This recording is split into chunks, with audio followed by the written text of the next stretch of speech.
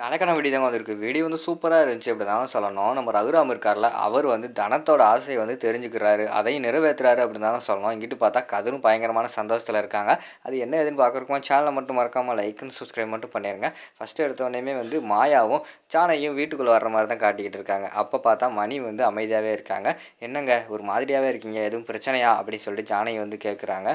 இல்லங்க இவனுக்கு அடிபட்டுருச்சு. நம்ம கதிருக்கு வந்து ஆக்சிடென்ட்னு சொல்றான்." அப்படிங்கிற மாரி சொல்றாங்க.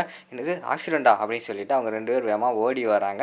உள்ள வந்து கதிர் வந்து படுத்திருக்காரு. "டேய் கதிர் என்னடா ஆச்சு? சொல்றா என்னாச்சு?" அப்படிங்கிற மாரி வந்து ஜானகி போய் கேட்காங்க. உடனே கதிர் வந்து தனத்த அப்படியே மெதுவா பார்த்துக்கிட்டு, "பைக்ல வந்தேன். அப்படியே கீழ விழுந்துட்டேன்." அப்படிங்கிற மாரி பொய் சொல்றாங்க. மாயா வந்து கண்டுபிடிச்சிடுறாங்க. "டேய் கதிர் ஒழுங்கா வந்து உண்மைய சொல்லு. உன்னைய பார்த்தாலே தெரியுது. இது வந்து பைக்ல இருந்து கீழ விழுந்த மாரி தெரியல. யாரும் உன்ன எதுவும் பண்ணாங்களா? சொல்லு." அப்படிங்கிற மாரி கேட்டுக்கிட்டு இருக்காங்க. அடுத்து வந்து கதிர் வந்து உண்மைய சொல்றாரு. ஆமாமாய்யா. எனக்கு வந்து டவுட்டா இருக்கு அந்த கார்த்தி மேல தான். அவன் தான் ஆள வச்சு என்னைய அடிச்சிருப்பான்னு நெனைக்கேன். நான் வந்து அன்னைக்கு அவன அடிச்சேன்ல, அதனால அவன் இப்படி பண்ணியிருப்பான்னு நெனைக்கேன். ஒரு 4 பேர் வந்தாங்க. யாரு என்னன்னு எனக்கு தெரியாது. அவங்க வந்தவனையுமே தேவையில்லாம வம்பிழுத்து, தேவையில்லாம அடிக்க ஆரம்பிச்சுட்டாங்க. எனக்கு என்னமோ அந்த கார்த்தி மேல தான் டவுட்டா இருக்கு. அவன சும்மா விடக்கூடாது. அடுத்து மட்டும் மட்டும் என் கையில கிடைச்சான்னா, அவன சும்மாவே விடமாட்டேன். அவன பொளந்துருவேன் அப்படிங்கிற மாரி சொல்லிக்கிட்டு இருக்காங்க. அப்போ வந்து நம்ம ஜானகி வந்து சொல்லிக்கிட்டு இருக்காங்க, பேசாம அந்த கார்த்தி மேல வந்து நம்ம போய் கேஸ் குடுத்துருவோம். அவன் நம்ம குடும்பத்த வந்து நிம்மதியா வாழ விட மாட்டான். முக்கியமா வந்து உன்னையும் தனத்தையும் வந்து சந்தோஷமாவே இருக்க விட மாட்டான் அப்படிங்கிற மாரி சொல்லிக்கிட்டு இருக்காங்க. இல்ல வேண்டாம் நம்ம போய் கேஸ் குடுத்தாலும் கேஸ் வந்து நிக்காது. ஆல்ரெடி வந்து அவன் இறந்து போயிட்டான்னு சொல்லிட்டு தான் இந்த ஊர் உலகமே நம்பிக்கிட்டு இருக்கு. அவன் உயிரோட இருக்கிறது நமக்கு மட்டும் தானே தெரியும். அப்படி இருக்கும்போது எப்படி நிரூபிக்கிறது? அதெல்லாம் ஒண்ணும் வேண்டாம் அப்படிங்கிற மாரி சொல்லிக்கிட்டு இருக்காங்க. அப்போ வந்து நம்ம கதிர் வந்து கேட்குறாங்க, "அத்தை எனக்கு வந்து கொஞ்சம் வயித்து பசியா இருக்கு. ஏதாவது சாப்பாடு இருந்தா ரெடி பண்ணி குடுங்களேன்." அப்படிங்கிற மாரி சொன்னோனே, "சரிப்பா இரு இந்த வாரேன்." அப்படின்னு சொல்லிட்டு அவங்க வந்து போறாங்க. மாயா வந்து, "பெரியம்மா கொஞ்சம் அமைதியா இருங்க. எதுக்கு? நீங்களே இப்போ வந்து வெளியில அவ்வளோ தூரம் கஷ்டப்பட்டு நடந்து போயிட்டு வந்திருக்கீங்க. டயர்டா இருக்கும். போய் ரெஸ்ட் எடுங்க. அவனுக்கு தான் தனம் இருக்காள, தனம் வச்சு குடுப்பா." அப்படிங்கிற மாரி சொன்னோனேயும், "சரி தனம் நீ வந்து அவனுக்கு சாப்பாடு ரெடி பண்ணி குடுத்துரு." அப்படின்னு சொல்லிட்டு ஒருவன் வந்து வெளியில போயிடுறாங்க. அடுத்து பார்த்தா தனம் போய் திருப்பி ஜானகி கிட்ட வந்து கெஞ்சிக்கிட்டு இருக்காங்க. "அம்மா எனக்கு அவனுக்கு சாப்பாடு மட்டும் ரெடி பண்ணி குடுத்துருங்கம்மா நீங்க." அப்படிங்கிற மாரி சொல்லிட்டு இருக்காங்க. "ஏய் அவனுக்கு சாப்பாடு ரெடி பண்ணி குடுக்குறதுக்கு உனக்கு என்னடி வந்துச்சு?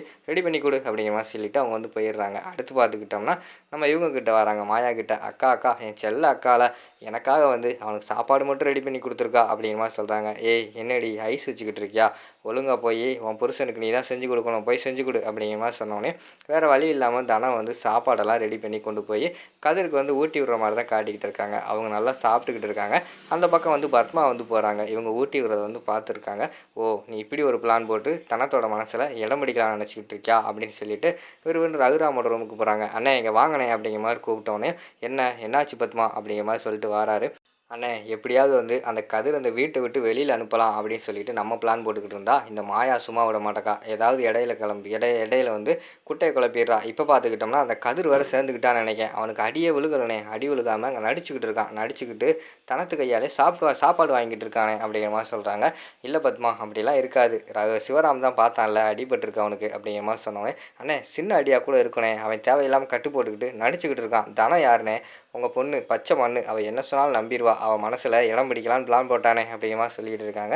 "இங்கே வாங்கண்ணே நீ வந்து பாருண்ணே." அப்படின்னு சொல்லிட்டு கையோட கூட்டு வராங்க. கூட்டு வந்து கண்ணுக்கு எதிரவே காட்டுறாங்க. "பாருண்ணே அங்கே என்ன பண்ணிக்கிட்டு இருக்காங்கன்னு." சொல்லிட்டு அதை பார்த்தோன்னே ரகுராமுக்கு வந்து ஷாக் ஆயிடுது. நம்ம தனம் வந்து கதிருக்கு வந்து சாப்பாடெல்லாம் ஊட்டி விட்டுக்கிட்டு இருக்காங்க. இவரு கோவப்பட்டு ரூம்குள்ளே போகிற மாதிரி தான் காட்டிக்கிட்டு இருக்காங்க. சரின்னு சொல்லிட்டு சாப்பிட்டு முடிச்ச உடனேயுமே வந்து நம்ம தனம் வந்து, "நீ இங்கே பெட்டில் படுத்துக்கோ நான் கீழே படுக்கேன்." அப்படிங்கிற மாதிரி சொல்கிறாங்க. உடனே கதிர் வந்து, "நான் கீழே படுக்கேன்." அப்படிங்கிற மாதிரி சொன்ன உடனே, "ஒன்றும் வேண்டாம் நீங்கள் படு." அப்படின்னு சொல்லிட்டு கீழே படுத்துடுறாங்க. படுத்தா கொஞ்ச நேரம் கழிச்சு கதிருக்கு வந்து காய்ச்சல் வந்து நடுங்க ஆரம்பிச்சிடுறாரு. "என்ன ஒரு மாதிரி நடுங்குறானே." அப்படின்னு சொல்லிட்டு போய் தொட்டு பார்க்காங்க. பார்த்தா அவருக்கு வந்து பயங்கரமான காய்ச்சல். "என்னடா இப்படி காய்ச்சல் அடிச்சுக்கிட்டு இருக்கு, இவன் பாட்டில் இருக்கான்." அப்படின்னு சொல்லிட்டு விறுவிறுன்னு போய் டேப்லெட் எல்லாம் எடுத்துகிட்டு வராங்க. "எந்திரி உடம்பு வந்து இப்படி சுட்டுக்கிட்டு இருக்கு, நீ பாட்டில் இருக்கே." அப்படின்னு சொல்லிட்டு மறுபடியும் வந்து கதிருக்கு வந்து டேப்லெட் எல்லாம் அந்த இடத்துல வந்து நம்ம தனம் வந்து கொடுக்குற மாதிரி தான் காட்டுறாங்க. டேப்லெட்டை போட்டுட்டு அவர் வந்து தூங்கிடுறாரு. மறுநாள் காலையில் வந்து ஜானகி வந்து ஆசையாக வந்து ரகுராமுக்காக காஃபியெல்லாம் போட்டு எடுத்துகிட்டு வராங்க. ஆனால் ரகுராம் வந்து காலையிலேயே ஆளை காணோம். உடனே அவங்க மாமியார்கிட்ட கேட்குறாங்க, "அத்தை ரகுராமை பார்த்தீங்களா?" அப்படிங்கிற மாதிரி கேட்டோன்னே, "இல்லையேம்மா அவன் எங்கே போனான்னு தெரியலையே." அப்படிங்கிற மாதிரி சொல்லிட்டு சிவராம் கிட்ட கேட்காங்க. "உங்கள் அண்ணனை பார்த்தியா சிவராம்?" அப்படிங்கிற மாதிரி கேட்டோன்னையும், "இல்லையே அண்ணி அவர் எங்கே போயிருப்பான்னு தெரியலையே. பஞ்சாயத்தும் கிடையாது. வேறு எங்கே போனாலும் என்கிட்ட சொல்லுவாரே." அப்படிங்கிற மாதிரி சொல்லிட்டு யோசிச்சுக்கிட்டு இருக்காங்க.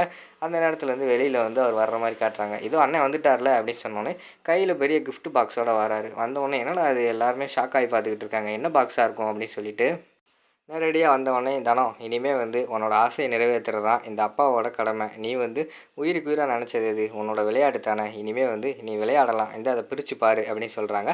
அத ஓப்பன் பண்ணி பாருங்கப்பா. ஓப்பன் பண்ணி பார்த்தா, அதுக்குள்ள பேட்மிட்டன் பேட் இருக்கு. அத பார்த்தோனே உங்களுக்கு வந்து பயங்கரமான சந்தோஷமாயிருது.